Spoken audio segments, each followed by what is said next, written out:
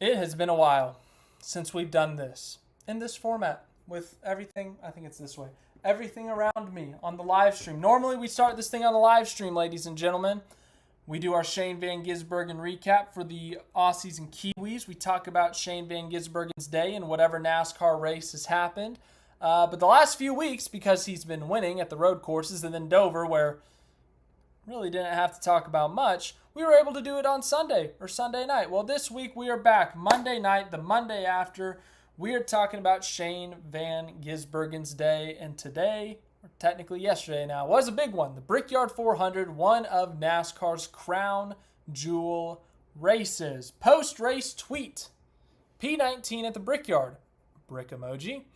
Thought we had potential after qualifying yesterday, but happy to finish with a top 20 after some struggles today. Very short tweet. Yes, Shane Van Gisbergen picked up yet another top 20 in the NASCAR Cup Series on an oval. We will go to his season results and kind of explain I don't think significance is the right word, but the progress that is being made, the progress that was expected this season. First season on the ovals. We can't expect him to light the world on fire. He's going to a lot of these tracks for the first time in a Cup car. So much different than the Xfinity cars. Had some great results, yes, but just the time, the progress is all that matters this year. So we'll see how he does in the second half of the season at some of the tracks he went to earlier this year. But today, we're here to talk about the Brickyard 400 at Indianapolis Motor Speedway. Yes, that Indianapolis Motor Speedway that hosts the Indianapolis 500 every single year, where you have seen other New Zealand natives like Scott Dixon and Scott McLaughlin race in, where you've seen Australians, Will Power, they've raced in it as well. So yes, it's the same one. 2.5 miles, which is equivalent to 4.02 kilometers, 9.2 degrees of banking, iconic racetrack. It's a rectangle. Technically, I think it's a quad oval, but it's a rectangle. Rectangle is more fun. They have a secondary spotter at this track, very similar to Pocono, very similar to the road courses, because the spotter cannot see the entire track. You can't see every single inch. So you throw a secondary spotter up somewhere at the track to help, because the pagoda kind of blocks the view of stuff. Who was that secondary spotter? Why am I talking about a secondary spotter so much? Who cares about the secondary spotter? I'm sure he's done nothing in NASCAR before. Oh, it was Connor Zilisch. Yeah, I guess that guy's done. He's done some stuff recently. He's won 3 straight Xfinity races. He's won 5 this season. I guess he's kind of important. Anywho, sorry. Connor Zilisch was the secondary spotter. Just wanted to point that out. Just thought that was really interesting. But Shane Van Gisbergen at the Brickyard. If you remember last season in the Xfinity Series. Now, the Xfinity Series runs a super speedway package, very similar to Atlanta, Daytona, Talladega, where it's essentially you're flooring it through the entire lap. There's a little bit of lifting, sure, but it's pack racing. No one can really separate from the field. You're relying on the draft. You're relying on the air, whereas in the Cup car, you're braking. You have a brake marker. You're saving, your tires, all that kind of stuff. So it's more like an intermediate track, but it's a very unique intermediate track, if you will. But Shane Van Gisbergen had his best oval qualifying session of the season. Yes, last week at Dover, he started 6th. He did not qualify, though. That was based off of the metric because of how well he did at Sonoma. This was a pure qualifying effort. He made his qualifying lap, went really fast, and he qualified 11th. His best ever qualifying effort in the Cup Series on an oval. So good start to the weekend for Shane Van Gisbergen. Lap 9 was the first radio communication from Shane Van Gisbergen. He said, starting to get some rear movement, but it's not terrible. So good start to the race. They had a really good first stint. They ran 12th like the entire first stint. Really good speed, staying competitive, staying up at the front, kind of being in contention for stage points. But it's the end of the stage that went down for the 88 team. So lap 18, there was a caution. Ross Chastain, SVG's teammate, got wrecked. So that was something. They started using code words. I don't know what any of the code words mean, but the code word was Toronto, like the city in Canada. Thought that was interesting. They end up making a 2-tire pit stop because at Indianapolis, I said, yes, you have to manage your tires, and yes, you do, but tires did not mean anything yesterday. Track position is key.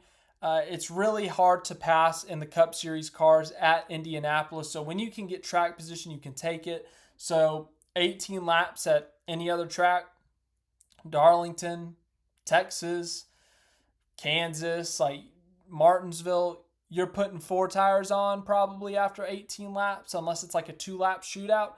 In this case, you're going to see a lot of guys take 2 tires, which is what happened. So they take those 2 tires. They actually make up a position on pit road, and they would have been 11th, but 3 cars stayed out, so they end up restarting 14th. And then on the ensuing restart, Shane Van Gisbergen tried to clear Austin Dillon. He was not clear of Austin Dillon, so he kind of had to not swerve, but he had to maneuver where he didn't wreck himself or Austin Dillon. But as a result, momentum is such a big part of this racetrack. If you have a bad turn, it's going to mess up your next 2. It's going to mess up your next long straight, and you're going to lose all this momentum. You're going to lose all these positions. That's exactly what happened. SVG was not able to clear Austin Dillon. He had to lift off the gas. He had to go to the second lane. This is a single lane racetrack. If you're not on the bottom of the racetrack, you're going slow, ladies and gentlemen. And that's exactly what happened. He goes from P14 to P18 in just a handful of one corner, really. Suddenly you're playing defense, trying to get back in a groove, trying to get back in a swing of things. And then it also didn't help that 13 laps later, he says, I've lost all my balance. He's experiencing everything. He mentioned tight, he mentioned loose, he mentioned free, he mentioned everything that he was feeling in the car because everything was happening according to him. Still 18th at the time, but then the struggle bus happened. He said that he had no grip. He said that he had no power down the straight, and by lap 34, 35, they started giving up a lot of positions. I lied. It was a little bit later. My notes were kind of mixed up here. Still complaining about out of control loose. 10 laps to go in the stage. He's 19th, so he gave up another spot. But then here's where the free fall came. Between 10 to go and 6 to go in stage 1, so in 4 whole laps, he went from 19th to 29th, dropped 10 positions. He thought that his right rear tire was coming apart, thought that, the tire was going down, that it was shredding. Something was wrong. Something felt really bad. He said it was vibrating like, bad word. He said a bad word here. But said it was vibrating really bad, didn't know what to do. Should he pit? Should he not? Steven Duran comes over the radio and says, please, we'd rather not have you pit. If it's terminal or if it's a tire going down, then yes, come to pit road. But if you can make it, if you can get to the end of the stage, we would like that to happen because then we can stay on the lead lap. We can fix whatever the problem is. We can switch the tires and we get to stay on the lead lap and stay competitive. Ultimately, the tire doesn't cut. The tire doesn't go down. But they end up finishing stage 1 in 32nd. Falls all the way back to 32nd because of whatever that issue was.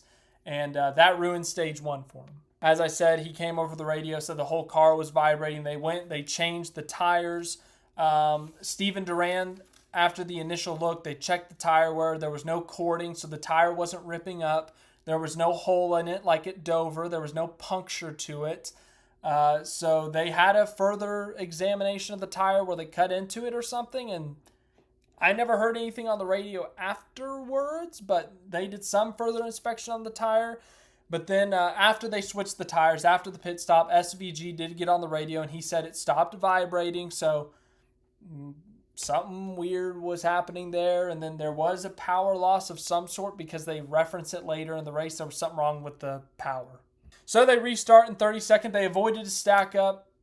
He was laying back enough to where he didn't have to slam the brakes. Remember the Daytona 500 with Shea Van Gisbergen? They were all nose to tail. Someone at the front of the line blew an engine, and then everyone 7 rows back started rear-ending each other, and it busted SVG's radiator or something. Yeah, that happened, and SVG avoided it this time because, well, as I said, he was not right on top of the car in front of him, so he was able to avoid what happened to him at Daytona. No damage from this. Comes on the radio on lap 63, says the balance is back and it's running smooth.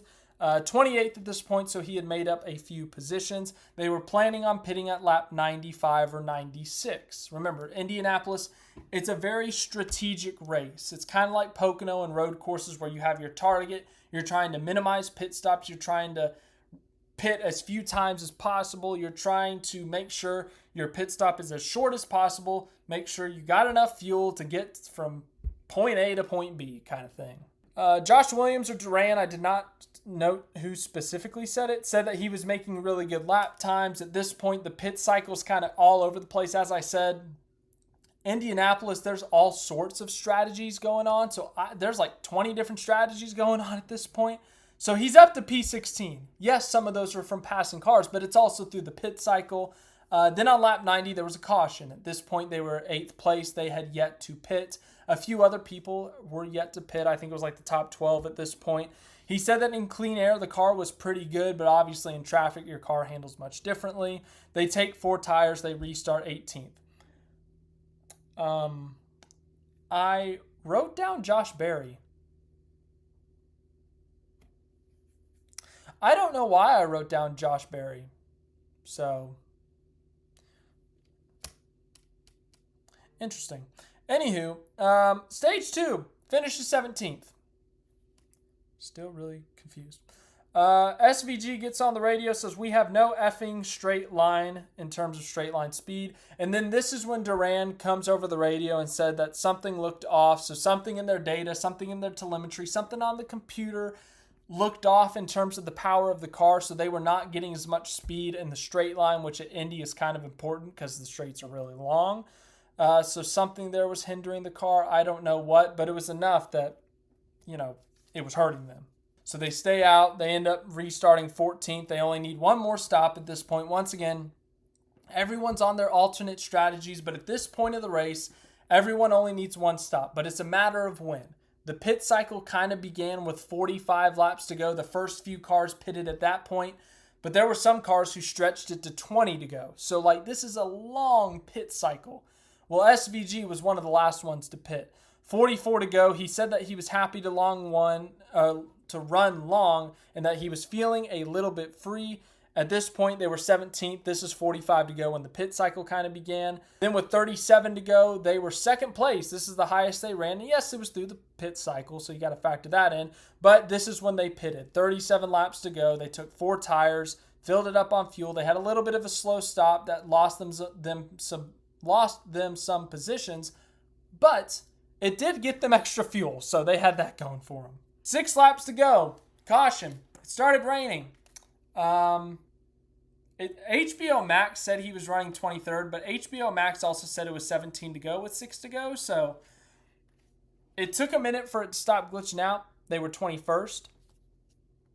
They stayed out. They restarted 16th. NASCAR overtime strikes. SVG has to dodge a wreck. Couple cars die in the process, so another caution. Another overtime has to happen. SVG gets on the radio, said he needed new tires. He had no grip, so they went ahead. They pitted. They got some fresh tires. They restarted 21st, but they were only able to get up to 19th. So SVG gets a top 20, but it was a very up and down day. The highs of starting 11th, qualifying 11th, running in the top 15 for the first stint. Then the car falls off a cliff for the second half of the stage. Everything goes wrong within just a few laps. Then they're able to kind of play the strategy to get back into the top 15. Then a late race caution happens, and they're back in the 20s, and he gets back to 19th. They're down on power. Just up and down day for Shane Van Gisbergen. But good for him because his friend and summer shootout friend/rival, Bubba Wallace, wins the race, wins the Brickyard 400. He congratulated him after the race. These two have been racing along with Scott McLaughlin in the Legends Car Series, where they have been doing inside the Charlotte Motor Speedway. You got the Legends track. It's like a quarter-mile track, and they do some short track racing. So SVG and Scott McLaughlin, they've been racing there, kind of crafting and perfecting their oval racing, their short track oval racing. And then Bubba Wallace is tagged along, or Bubba Wallace might have initiated this thing. I don't know, but they've been having a lot of fun together racing. They've got to know each other through the summer shootout thing. So cool to see them kind of respecting each other. SVG gave him a little victory bump on the cool down lap as well. So a random friendship, but a fun friendship, I guess. So that's the Shane Van Gisbergen recap. As I said, we haven't done this at the live stream in quite a bit. It's been about a month, but this will probably be a weekly occurrence. I say that. we got Watkins Glen in 2 weeks, so SVG will probably win that, and we'll be back to the normal Sunday race recap. But yeah, anywho, thank you guys for watching this video. I hope you guys enjoyed it, and I'll see you in the next one. I got a live stream I got to get back to.